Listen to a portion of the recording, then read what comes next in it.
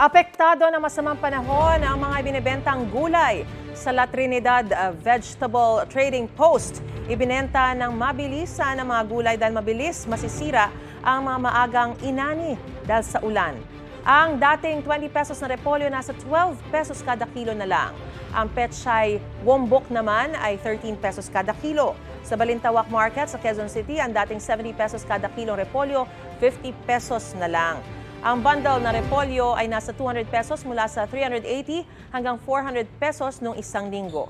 Sa Kamuning Market, naglalaro sa 70 hanggang 80 pesos ang kada kilo ng repolyo. Tumaas naman ang presyo ng ilang gulay. Ang broccoli na dating 130 pesos kada kilo, 190 pesos na ngayon. Gayon din ang cauliflower. Ayon sa ilang tindera, mahirap kasi ang pagbiyahe sa mga gulay dahil sa masamang panahon. Wala pang pahayag kaugnay nito ang Department of Agriculture. Ang presyo naman ng manok nananatiling mataas. Sa Murphy Market at Kamuning Market sa Quezon City, nasa 250 pesos ang kada kilo ng manok. Ang presyo naman ng baboy bahagyang bumaba. Sa Murphy Market, 430 pesos ang kada kilo ng liempo. Ang kasim, 370 pesos kada kilo.